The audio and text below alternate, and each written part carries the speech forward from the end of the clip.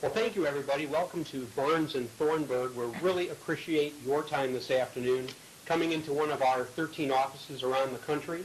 And whether you are on the East Coast or the West Coast or somewhere in between, we welcome you to Barnes and Thornburg, your law firm.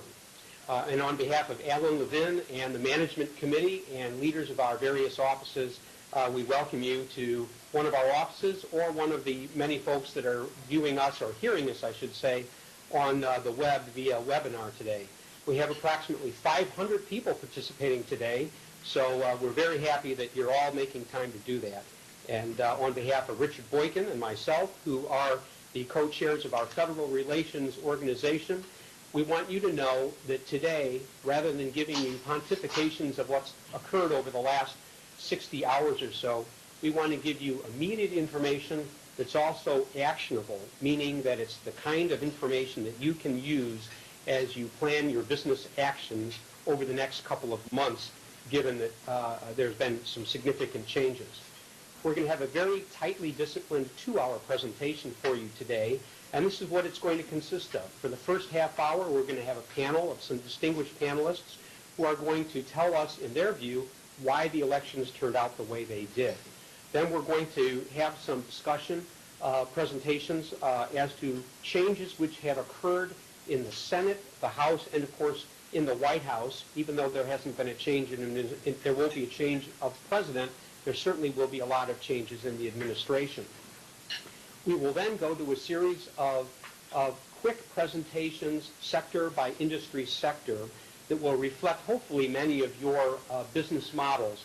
And we'll be talking about, for instance, how environmental matters are going to be impacted as a result of the election changes. Then we will have a presentation on the lame duck and fiscal cliff matters.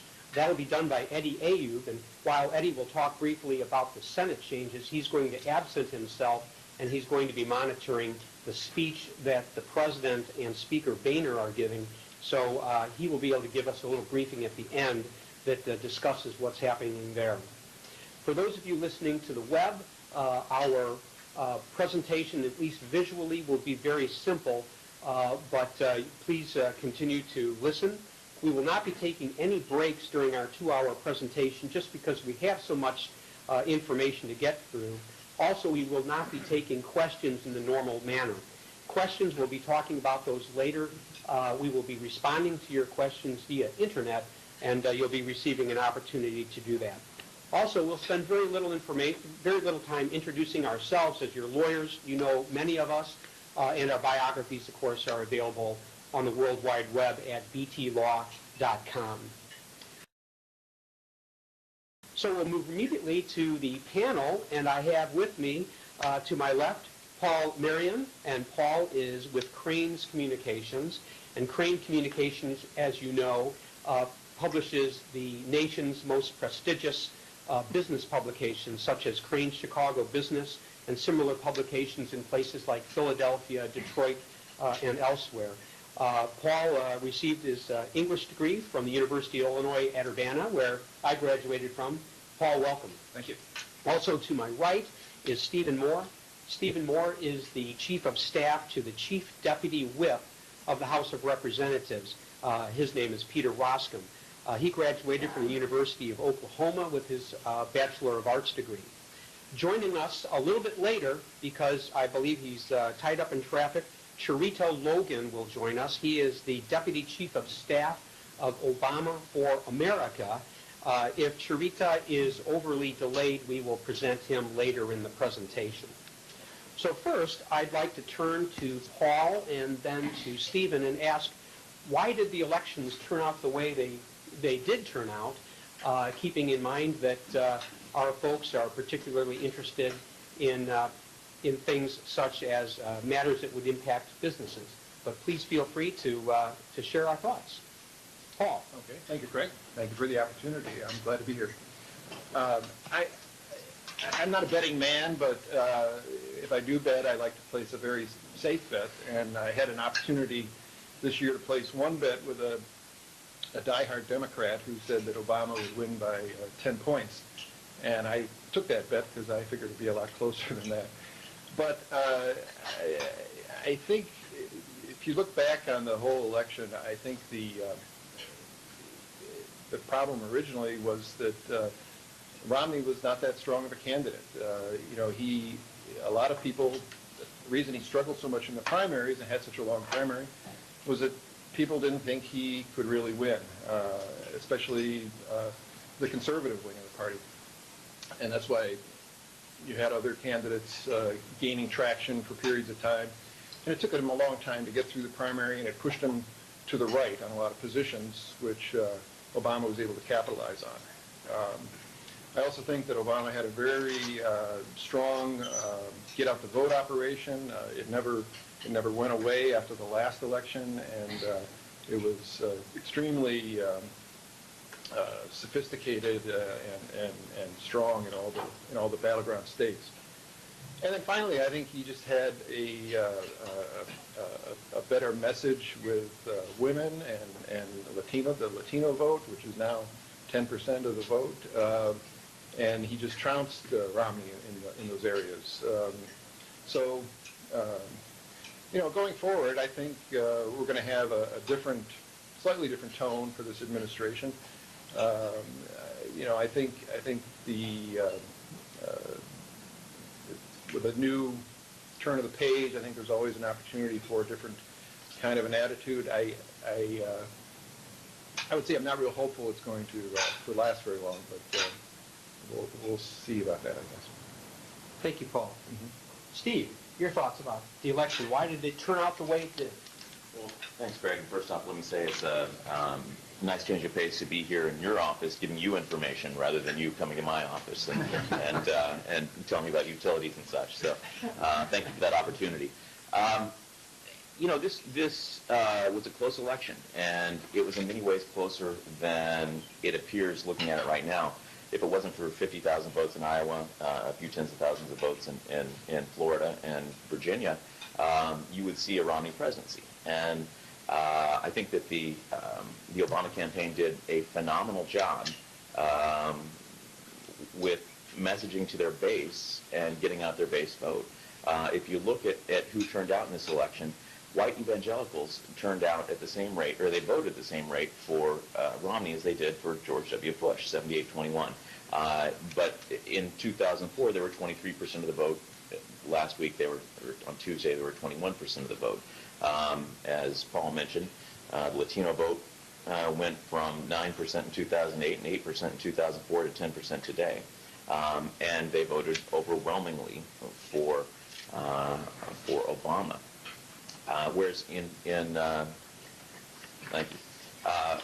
2004, George Bush got 44% of the Latino vote. That's not something that you hear a lot about right now, but they went from 44% in 2004 to about 73% today for Obama. I guess that would the drop from 44% to 23% for Romney, for the Republicans. So, I think in a sentence, we got crushed by turnout.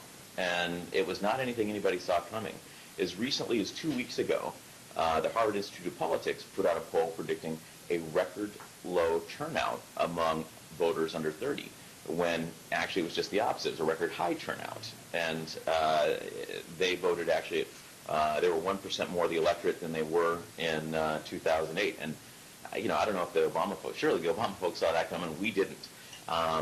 And so I think that, I think the Republicans have a lot of thinking to do about how to reach out to youth voters, how to reach out to minority voters. A lot has been made of the gender gap, and you've got, Romney lost women, but Romney won white women. He just got crushed so badly among women of color that he lost women. The Senate candidates we put out there did not do him any favors. The Democrats were very skillful in framing a war on women, which is, in my view, it's almost asinine, because I don't go to secret meetings and figure out how to conduct a war on women or how we can do terrible things to women. But but they put that out there, and we walked into the trap. Turns out now, it used to be just pro-choice and pro-life. Now we've got three types of candidates. We've got pro-choice, pro-life, and pro-stupid. And I'll let you figure out who's who. But there was some Darwinian effects in play in this election, whereas the Senate candidates that were not clever enough to figure out their views on pro-life and pro-choice, they lost. So that is, I think that's, if there is a small silver lining for Republicans, we're not going to hear from those guys for the next 6 years. But you look at the gender gap, and then you figure out that it's not really a gender gap because Romney won women. And it appears to be a racial gap, but and there is certainly a racial gap, and there's certainly an opportunity. There's the black vote. I look back. We won. George Bush won 9% of the black vote, and Romney won 6% of the black vote. So I don't know exactly what we can do to reach out there, but certainly when you look at the Latino vote, there's 44% of the folks in 2004 that voted for George Bush. There's an opportunity there, and I think messaging to those folks is something we can do. And moreover, you look at it another layer deep, and it's a socioeconomic gap. The folks under 50,000, people that made under $50,000, they voted 38% for Romney, whereas again with George W. Bush he got 44%. So it's and not surprisingly, that group makes up a larger percent of the vote. They went from 38% in 2008 to 41% today. So we're losing bigger among groups that are becoming a larger part of the electorate, and clearly that's not a sustainable model. So that's what I got for you in 48 hours after the election. Well, thank you, and we know it's less than 48 hours after the election, so we appreciate your thoughts. Paul, reacting to some of these comments and some of these statistics that Stephen shows, one way to interpret this election is that we are a deeply divided nation along either racial or income lines and others. Do you feel that the election results further a belief that we are indeed a divided country? What are your thoughts about that? Well, it's obvious that we are. I think particularly the Latino vote is something that Republicans are going to have to deal with, front and center. And it's no surprise Speaker Boehner said immigration reform is going to be high on his agenda this year. That's going to be a very tricky issue, but it's one that business generally has supported in the past. I don't see why they couldn't eventually make progress on it, but it's going to take some real soul searching by the party. I think also the country is sort of looking for perhaps more dynamic leadership from both parties. Neither candidate has been able to bridge that gap, and so Obama will be his feet will be held to the fire for the next 4 years, even though he doesn't have to run for re-election again. That's why I think that this current feeling of kumbaya is probably not going to last very long. Steve, why did the Hispanic voters drift so much in the Democrats' direction when, as recently as you're citing, the George Bush the First, 44%? What are the major dynamics? George W. Bush. George W. Bush. Yeah. Okay, there we go. What are the major reasons why there was such a dramatic shift over that 8-year period? Well, and I think that immigration reform is a real heater issue, right? And we, and let's put it this way: the life issue is not the only issue. That we have people who are incredibly inarticulate, bordering on incredibly stupid in the way they talk about it, right? I mean, speaking speaking unkindly about people is never a good way to get their vote. And so, that being said, the immigration issue, if you look at it, in our race in 2008 in Illinois, my boss represents the west and northwest suburbs of Chicago. And, and it was a 70% issue, and it cut across party lines. And we represented, at the time, the largest population of South Asians of any Republican. So we had a very large Indian and Pakistani community. And we would do telephone town halls, and this is where you blow out 1,000 or 100,000 calls to your district, and people pick up, and it sort of becomes like and you get maybe 15,000 people on the line, and it becomes like a closed-circuit radio show. And we would get people with very thick Indian accents complaining about illegal immigration, and it's a fairness issue for them. It's, India doesn't have the benefit of having a 3,000-mile forwardly protected border with the United States, where, so everyone that got there in the Indian community got there by going through this long, laborious process. And so there was that sense of frustration there among that community. And politically, if you look back at the history of immigration reform, in 1986, that was the last time there was any comprehensive immigration reform. That was a Republican Senate and President Reagan. And the Republicans, George H.W. Bush in 1988, got 7% fewer Latino votes than Reagan did in 1984. So there's a sense that Republicans, or if you look at McCain even more recently, McCain almost lost his party's nomination because of his interest in immigration reform, and he lost big among Latinos. So just looking at a strictly political basis, the Republicans have not been rewarded for their efforts at doing immigration reform. That being said, it's something that needs to be done. And I think the steps are, you've got to secure the border, and then you talk about how to deal with the large number of undocumented immigrants that we have in the United States. And I think that until you secure the border and have a guarantee of a secure border, I think you're going to have a really tough time doing immigration Yeah, that's reform. what Charles Krauthammer in his column today said. Yeah. Secure the border, and just tell people right up front there's going to be an amnesty as soon as that's certified, I think, by the 4 governors as having been effective. Paul, this has been an extraordinarily expensive election cycle. What is your view as to the effectiveness of these dollars which were spent? And you might comment as well in the post-Citizens United era, where a lot of the dollars are flowing to the so-called super PACs. Was that effective for those who practiced that technique this year?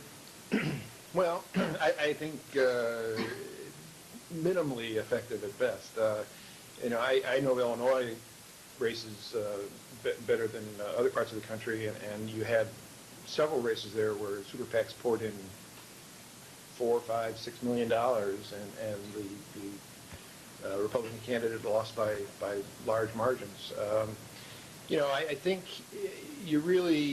I think we reached the saturation point this year, and probably reached it in previous years. But people just tune out ads when they just come one after another, and so there's just a diminishing return, especially in this last-minute flurry of spending that we see. It really is a lot of foolish spending, I think. If we had put some of that money into better voting machines and reducing the lines, that might be a worthwhile thing to do. But I'm reminded of that song. My father's got a lot more money than sense. This money is just down the toilet, as far as I'm concerned. Steve, you're very well aware of the ground games, if you will, getting the voters to polls, getting them to vote, really on both parties. Mm-hmm. What's your view of how effective the Romney and the Obama campaigns were this year, and how important was the ground game versus the advertisement game and other major factors this cycle? Well, traditionally the ground game, what the rule of thumb we use in Illinois, and I'm pretty heavily involved in congressional races in Illinois, is that you can get about 3 points out of the ground game. So if you're close, then you can get over the line with the ground game. That being said, it seems like the Obama campaign turned out their voters at a remarkable rate. I wish our other presenter was here. I'd like to hear how they did it. I'm sure when Sharita gets here, we'll have him. Even if you're not here, I'll make sure you answer that question for you. I live in Virginia, which was a swing state, and obviously I live in part of the state that's Democratic, but I know in my household I got 3 phone calls on Election Day reminding me to vote, and multiple calls in the last few weeks. I don't know how many. I don't think I got 1 call from the Romney campaign. Yeah. Not one. And there was a lot of technical things that I was unimpressed with. Living in a swing state as well, I live in Virginia, and spent the last 10 days of the election in Illinois. Things as simple as I wanted a yard sign, and I live in Northern Virginia, which is a swing area of a swing state. My house is on a major street. Give me a yard sign, and I had to beat my brains out to get a yard sign. And I've also heard things that are bubbling up, and I have no way to confirm this, but the Romney campaign tried to use some new technology, which is pretty impressive if you can get it to work. It's basically you can do real-time updates to the voter database using your smartphone. And so that way, if I go knock on someone's door, then they immediately know that that person has been contacted and no one necessarily needs to go back there again. Or better yet, if you're standing in the polling place and you overhear names of people that are going in, you go check those people off and you know they voted. Unfortunately, none of it worked. So, had a crash. Yeah, and that's what I'm told. And certainly we tried at the congressional level in Illinois. We tried a system like that, and we went back to paper. And so that's I'd say on the execution side for some of this stuff, the Romney campaign was found wanting. Very good. Of course, the changes to the federal government in Washington, D.C. are going to be various. There were not a lot of changes in the House of Representatives in terms of the electoral outcomes. I'll give you a brief rundown on some of the changes that will be taking place. The Republicans essentially, as you know, maintain the majority, 233 to 194. The Democrats gained about 7 seats, but most Democrats outside of leadership and so forth are indicating a disappointment. Of course, they had to have gained at least 25 seats in order to have taken the majority in the House of Representatives. In terms of the Republican side leadership, it's going to be fairly static. With most of the existing leaders, including Peter Roskam, whose Chief of Staff Stephen Moore was just here. The number 4 slot, which opens up as Representative Hensarling, is going to be taking a committee chairmanship, and so we're going to have Representatives Price and Rogers looking to compete for that particular position. On Democratic leadership, that's frankly a more newsy area. The big issue is whether former Speaker and now Minority Leader Pelosi will be staying on as the minority leader in the House. This, of course, would be the second cycle where the House Democrats have failed to either maintain or gain a majority. And so there is a variety of reported opinions on both sides of the issue. My sense, and the sense of most of the people that I talk to, is that Representative Pelosi, who will be up for re-election if she wishes to very shortly after Thanksgiving, will likely run for that position. And again, and if she wanted it, probably would be able to hold on to that. But that clearly is the big news there. There will be a number of interesting committee leadership positions that will be changing. Representative Paul Ryan is term limited in the Budget Committee, but will probably get a waiver in order to take advantage, of course, of his newfound prominence nationally as a result of the election. There'll be changes in the representatives that are running the Transportation and Infrastructure Committee, as well as Foreign Affairs, and as well as the Appropriations Committees. But clearly, again, the big name is Boehner and Pelosi. Will they be able to work with the House Democrats, the Senate Democrats, and the Obama White House to put together the big compromise, the so-called fiscal cliff compromise that needs to be done. Certainly, Boehner has indicated a willingness to do so, and he's going to be giving a speech with the president a little bit later today that we will report back to you on within the confines of this presentation. Is Boehner going to be up to brokering that relationship or that negotiation between the Senate Democrats, who have newfound numbers and are a little more reinvigorated, and of course the White House? I guess that remains to be seen. My prediction is that the deal is going to get done, and the deal is going to get done in a way that those of you who have so many business interests at stake will want to very carefully monitor. I'm told that we are actually going to go to our representative from the Obama campaign in Chicago. And you may step to the podium, please. Well, good afternoon, everyone. Yes, wonderful to have you here. If you could, please, we want you to maybe give a brief self-introduction, and please talk for 5 minutes or so as to why you think the election turned out the way it did. Well, good morning, everybody. I'm Sharita Logan. I get to serve at the pleasure of Congressman Danny Davis as the Deputy District Director here in the 7th Congressional District. We'd like to, first of all, thank Bonds and Thornburg for its diversity and all the work it's been doing in the community throughout the country. We also want to acknowledge Mr. Richard Boykin in his absence and his great colleague Nicole for all of the support. For the Obama campaign, some of the things that we looked at and thought were some of the reasons that the campaign itself was successful: old-fashioned, basic community organizing techniques and styles. Number one, messaging became very important from day one. And all of you all are attorneys, if you don't, number one, have a message and is able to articulate that message in a very clear, concise, and truthful way, you can't get those who you have identified or going to identify and target to carry that message. The best way to carry a message in terms of campaigning, computers have its place, new technology has its place, but talking to people, them being able to feel the compassion, your empathy, your concern for who they are and where they are, works every time. And if I know that I can connect with you and get you to buy into my message, you're going to carry that message in a way that a computer will never be able to do. We become too desensitized when we begin to look at the lives of our electorate because of technology.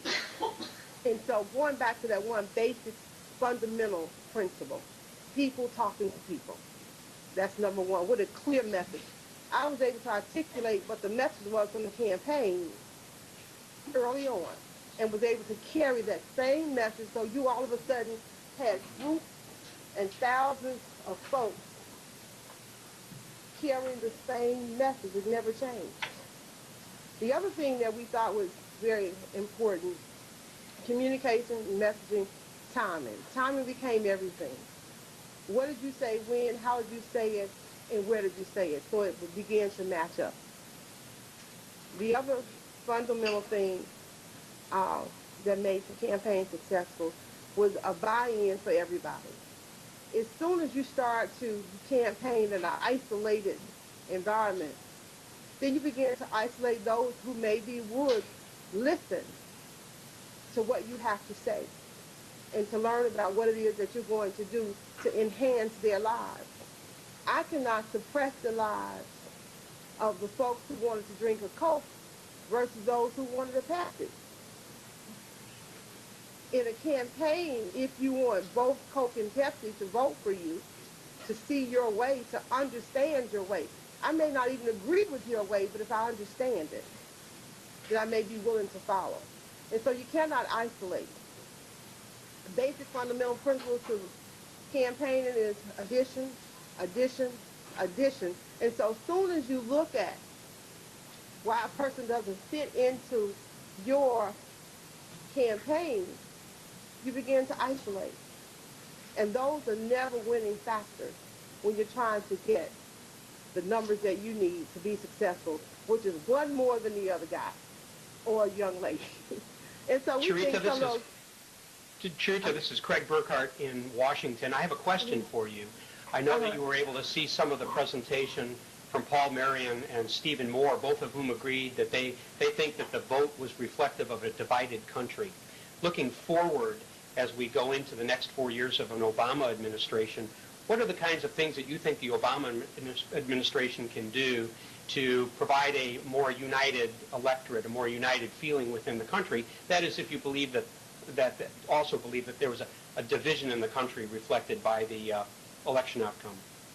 One thing is to begin to look at bridge building strategies. And what becomes the bridge building strategy? The young lady who lives in New Jersey right now, who doesn't have a home, who doesn't have clothes, who doesn't have the luxury to sleep on pillows as we did, that becomes a bridge building strategy. So to my left and to my right, how can we come and sit down together? Or we should come and sit down together to talk about how we're going to provide pillows for those children who need pillows. And I think everybody can agree that there is no price that we can put on a life. And when you begin to have those kind of dialogues, you then begin to not see the differences that you share, but what we have in common. And I think what America has in common, and I think the Obama campaign shares it, he shares it. What we have in common is that we want to find a way to make living everyday living more palatable to the people in which he's been elected to serve. And I think you're going to see more of those bridge building strategies across the board for both sides, even though there's some conversation now that's on the table. But as we know, it's just a matter of strategy in terms of where you bring people to so that you can separate. Well, thank you very much, Charita Logan, for being with us. Very much kind for you to stop over. Extend, of course, our congratulations to everybody in the Obama campaign for a splendid win. Thank you so much for being with us. Thank you much for having me. And now I will turn the podium over to Eddie Ayub from our Washington office, who will discuss changes in the Senate. Eddie? Thanks, Craig, and thanks to everybody for being here. So I'll talk briefly about how the election played out with respect to the U.S. Senate and the implications, some of which I'll hold off for the discussion on the fiscal cliff and the lame duck session a little bit later, but just to give the basic overview of what happened in the Senate, and I'll say this myself as even the most Democrat of former staffers, that if you would have told me 6 months ago that the Democrats would pick up seats in the United States Senate in this election, I never would have believed it. I mean, the outcome really was surprising, even to partisan Democrats. But not surprising to the people who actually were running the DSCC. I have to say that. They believed from day one that not only were they going to maintain control of the Senate, but they were going to pick up some seats too. So I just want to run through very quickly. I'm sure these are numbers that you've probably heard before, but maybe put a little color into them. The Senate prior to this election was 51, 47, and 2, and those two were independents that caucused with the Democrats, namely Bernie Sanders of Vermont and Joe Lieberman of Connecticut. Senator Sanders was reelected and Joe Lieberman retired. The new numbers are 53, 45, and 2. Well, no, excuse me. It's going to balance out to 55, 45. Sanders won his seat, and Senator Lieberman was replaced by Chris Murphy, Congressman Chris Murphy of Connecticut. So there are a total of 11 new, so it's 55, 45 Dem-Republican. There's a total of 11 new senators, 8 Democratic senators and 3 Republican senators. So the new Democratic senators, and this is interesting too because 5 of the 8 new Democratic senators are current House members. So you're going to see 5 senators who know each other very well, senators-elect who know each other very well. Those are Mazie Hirono of Hawaii, Martin Heinrich of New Mexico, Tammy Baldwin of Wisconsin, Chris Murphy, as I mentioned, of Connecticut, and Joe Donnelly of Indiana. They all know each other very well, having served in the House together. Then you have Tim Kaine of Virginia, Elizabeth Warren of Massachusetts, and Heidi Heitkamp of North Dakota, which was probably the most pleasant of all of the. That was a race that I actually thought we were going to win because I had met Heidi, and I just saw how hard she worked, and I think she's going to be a fantastic senator. Interestingly enough, I think what this group of 8 senators-elect also provides, you've got a range here. You've got Elizabeth Warren on one end of the political spectrum, and then you've got people like Joe Donnelly and Heidi Heitkamp on the other end of the political spectrum. So this is going to make Harry Reid's job, he's stronger in terms of a majority leader with now 55 senators, but he's got that big tent that he is going to have to navigate. And I think that's probably the single most important thing that he's done over the course of the last 2 years is kept that tent together. You haven't seen a lot of division in the Democratic Party the way you have seen in the Republican Party, which I think is an interesting segue to the 3 new senators that are coming in on the Republican side.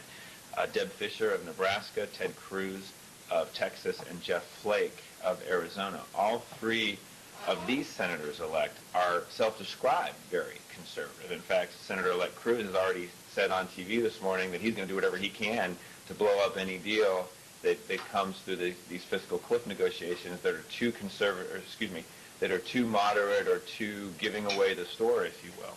But hey, that's the way that the United States Senate works, and I think that'll be very interesting.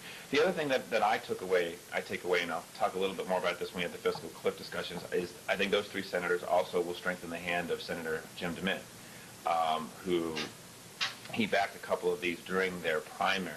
And I think he has, at least politically speaking, has been vindicated in some of the choices that he made. So let me segue then, speaking of Senator DeMint, into some of the changes that will also take place in the Senate with respect to committees. That is probably, and I'll start on the Republican side first, because of term limits that the Republican caucus instituted for its own members, you're going to see several changes in the committees. And I think the one that's going to be the most interesting is Senator DeMint will now be the ranking member on the Commerce Committee. And it'll be interesting to see how he, in effect, governs. I mean, he won't be the chairman, but how he takes this leadership position and uses that with respect to some of the more conservative positions that he's taking. I mean, he's going to have to deal with things like nominations, like FCC appointments. When they come down from the president, he's going to have to decide how he's going to handle those.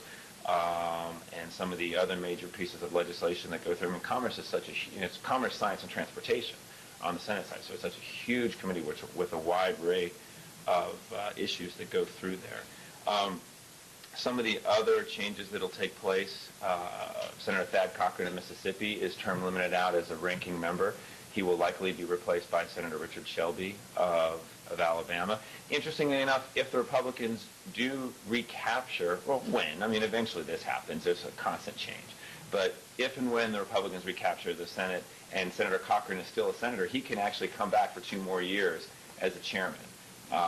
Those are rules that the Democrats haven't instituted yet. They're seniority rules in the Senate. But that's what we expect that will happen with respect to the Appropriations Committee, Senator Shelby of Alabama. Probably also looking at Senator Vitter of Louisiana replacing Senator Inhofe as the ranking member on Environment and Public Works. If that happens, Vitter was in line to be the ranking member of the Small Business Committee. That most likely that means that Senator Risch of Idaho will be the Republican ranking member on the Small Business Committee. Then with respect to the Democrats, not a lot of changes, except there's 2 in particular I think that are notable. The Energy Committee, Senator Jeff Bingaman of New Mexico retired, and Ron Wyden of Oregon is in line to be the next chairman of that committee. And so you've got 2 different states being represented in the chairmanship and 2 different senators, quite frankly. New Mexico being somewhat of an energy-producing state, so Senator Bingaman was a little more energy-friendly, if you will, traditional sources of energy, I should say, whereas Ron Wyden coming from a more liberal state like Oregon and his own personal beliefs, I think you're going to see some potential changes there. So that'll be interesting to see how that plays out. And then also on the Homeland Security and Government Reform Committee, Tom Carper is expected to be the new chairman of that committee. And I think what are some potential, I don't want to call them changes, but he has taken a a very aggressive, or I say robust, he's the chairman of the subcommittee on investigations on that committee, and he's taken that job very seriously. So we may see a little more on the oversight and investigative side being transported up to the full committee chairmanship. That'll be interesting to see how that plays out. The rest of it, in terms of implications of some of these changes, I'll discuss more during the fiscal cliff discussion as we talk about lame duck. So I'd like to turn it over then to my colleague Liz Lopez, who's also here in our D.C. office. Liz. Thank you very much, and hello everyone. This is Liz Lopez from our D.C. office. And as it was already mentioned, truly Latinos had an impact in this year's election, and something that we also saw is that there were 10 newly Hispanics elected to the 113th Congress. And what I'm going to do is give a quick overview in terms of both the Hispanic caucuses and also the Congressional Black caucuses. What is interesting not only about the Hispanic vote, but also about Hispanics in Congress is that there are actually two caucuses. The Congressional Hispanic Caucus was founded in 1976, and the Congressional Hispanic Conference was founded in 2003. What is interesting is that the Latino community, and this is also representative of the members of Congress, it's not one homogeneous community. We, in the previous Congress, had 31 members serving. We will now have 35 members in the 113th Congress serving. They will be representing about 10 different states, and what's been interesting is that we'll have leaders now from Texas, such as Ted Cruz, who is a Republican and a member of the Tea Party, to other rising stars from the Latino community, like Joaquin Castro from Texas, who replaced past Congressional Hispanic Caucus Chair Charlie Gonzalez. What has also been groundbreaking is that we had 10 Hispanics elected, which has now brought up the number total, as I mentioned, to 35. But we also saw gains in terms of the Congressional Black Caucus. Previously, there were 42 members, and we will now have 45 members of the Congressional Black Caucuses. Among both caucuses, we had a great deal of firsts that took place, which were great. For example, Raul Ruiz, unseated Representative Bonomac. Michelle Lujan Grisham from New Mexico became the first Latina to serve as New Mexico rep. Ted Cruz, as I mentioned, it is now the third Cuban senator who will be serving along with Senator Rubio and Senator Menendez.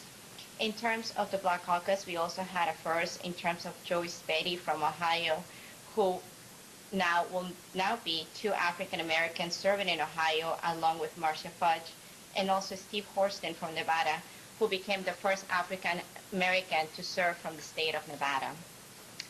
What is also interesting in terms of a business perspective is that we have a great deal of members of both caucuses, from both the Congressional Hispanic Caucus and the Congressional Black Caucus, that served in key committees.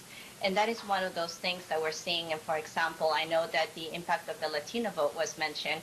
And for example, as it was said before, during the Bush administration, they received up to 40% of the Latino vote.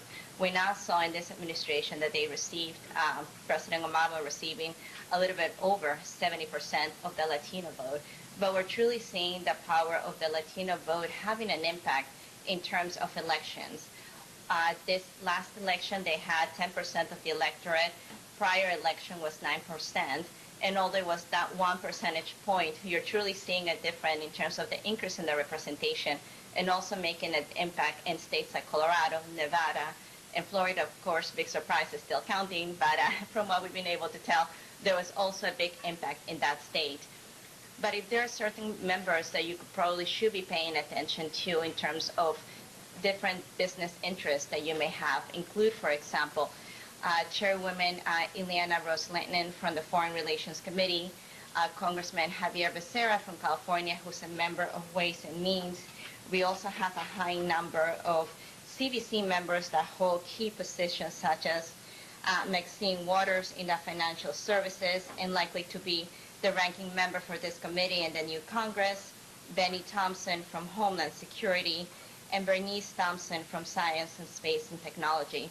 But pretty much the essence to take away in terms of the two Latino caucuses that we have in the Congressional Black Caucuses is that they're truly caucuses that have high-ranking members in all caucuses and sit in key committees that are definitely getting to know if you haven't, and particularly for the Congressional Hispanic Caucuses, this is a continuing caucuses. The joke is that when the Congressional Hispanic Caucus was first formed, that they could have met in the phone booth because there were 4 founding members at the time. And now they're strong at 35, and because of the growing Latino population, currently 50 million, it is likely that that caucus will continue to grow. At this point, I would like to turn to Bill Morrow in our Indiana office, and thank you for your time. Good afternoon. I have been chosen to talk about proposed or possible changes in the Obama administration. Just know that if the election had gone the other way, I wouldn't be making this presentation, so believe me when I say how delighted I am to be speaking to you today. Just by way of background, there are about 2.2 million federal employees, not including military and post office personnel and the legislative and judicial branches. Of that number, only about 7,000 executive branch positions are listed in the quadrennial plum book, the directory of jobs which are considered non-competitive in the speak of the civil service, meaning that they can be filled by appointment. The majority of these positions are direct presidential appointees, so-called Schedule C appointees, but many of the most influential positions, like cabinet secretaries, also require Senate confirmation. So I urge you to keep the requirement of Senate confirmation in the back of your mind as we go through a quick discussion of possible changes in the second Obama administration, because you'll certainly see lots of speculation in the news media, some of which you may have already read, about these changes that will occur. And a part of the analysis that the president has to go through is whether he can get his cabinet-level appointees through the United States Senate, where it takes 60 votes to get anything done. So let's start with the most visible cabinet secretaries. So it seems to be a very safe bet that Secretary of State Clinton will take a break from public service. The 3 names that have surfaced to replace her all have some challenges. 2 people who might have problems with the Senate are Susan Rice, the United Nations ambassador, due to her Benghazi comments, and National Security Advisor Tom Donilon, who was once a top executive at Fannie Mae. The third, Massachusetts Senator John Kerry, would create a vacancy that would trigger a special election, creating a possible pathway back to the Senate for Scott Brown. So there's some complexities. I'm going to give you a dark horse name for Secretary of State, and attribute this to a friend of mine in Washington who keeps holding fast to the idea that President Obama is going to make Joe Biden Secretary of State and fill the vice presidency with, drum roll please, Hillary Clinton. So, and if not Hillary Clinton, the person that the president will view as his heir apparent. So this kind of speculation can be lots of fun, but if none of this plays out, I'll give you the name of my friend and you can call him and yell at him, because I'm not taking that on my shoulders. Treasury Secretary Timothy Geithner says he's ready to go, and the conventional wisdom is that he'll be replaced by someone who can help on fiscal rather than monetary policy. Jack Lew, who's the very popular White House Chief of Staff, is considered a candidate, as is Erskine Bowles, he of the famous Simpson-Bowles report, who served President Clinton as one of his chiefs of staff. The next Treasury Secretary may get the once-in-a-generation opportunity to negotiate tax reform. Tax code reform, yeah. Defense Secretary Leon Panetta has the fiscal cliff and automatic defense cuts to worry about in the near term, but once he gets through those challenges, I say very hopefully, 2 of his deputies, Michelle Flournoy, who would be the first woman defense secretary, and Ash Carter are being talked about, along with Navy Secretary Richard Danzig and former Republican Senator Chuck Hagel, who endorsed President Obama for re-election. Attorney General Eric Holder is a question mark. Possible successors include Massachusetts Governor Deval Patrick, Senators Amy Klobuchar of Minnesota, who was just overwhelmingly re-elected, and Sheldon Whitehouse of Rhode Island. And a possible home state favorite is Illinois Attorney General Lisa Madigan. I know many of you in this meeting are concerned about energy issues. Energy Secretary Stephen Chu has been heard to say he'd like to leave, and the names of former North Dakota Senator Byron Dorgan, former Michigan Governor Jennifer Granholm, and former Clinton Chief of Staff John Podesta have emerged. Transportation Secretary Ray LaHood has also been quoted as saying he'll be leaving, and Los Angeles Mayor Antonio Villaraigosa is considered the front runner. He gave a speech at the convention, which was very, very infrastructure-oriented, which has made some of the tea leaves readers think that he's positioning himself to be Transportation Secretary. Other names at Transportation are former Pennsylvania Governor Ed Rendell and Republican Congressman Stephen LaTourette of Ohio, who was a longtime LaHood ally from their House days. Homeland Security Secretary Janet Napolitano is said to covet the Attorney General's position, so if she is put in as Attorney General, Ray Kelly, New York City's police commissioner, is a name that's being talked about. Interior Secretary Ken Salazar is on the list of those who might leave, and that is a position that is traditionally held by a Western state governor or senator.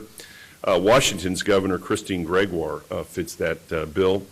My favorite dark horse there is the popular John Barry, who is currently director of the Office of Personnel Management, but who formerly led the National Fish and Wildlife Foundation and the National Zoo. The Commerce Secretary's job has been vacant. You may remember a little incident in the summer that left the Commerce Secretary's position open. And the three names that are out there are Ron Kirk, who is the current United States Trade Representative, Fred Hochberg, who is the head of the Export-Import Bank, and Karen Mills, head of the Small Business Administration, who's a Hoosier. Agricultural Secretary Tom Vilsack is also a bit of a question mark. His wife lost her congressional race, and if he's replaced, you might hear the names of former Senators Blanche Lincoln and Kent Conrad, who have very strong agriculture credentials. Health and Human Services Secretary Kathleen Sebelius, Education Secretary Arnie Duncan, HUD Secretary Sean Donovan, Labor Secretary Hilda Solis, and Veterans Affairs Secretary Erich Shinseki are the most likely candidates to continue to serve, subject, of course, to the President's wishes. And certainly one of the most controversial cabinet-level appointees is EPA Administrator Lisa Jackson. If the President does pursue climate change legislation, he may want to bring on a different lightning rod. But I'll let my partner Susan Bodine speculate about the EPA Administrator in her presentation. And now back to our D.C. office and Craig Burkhart.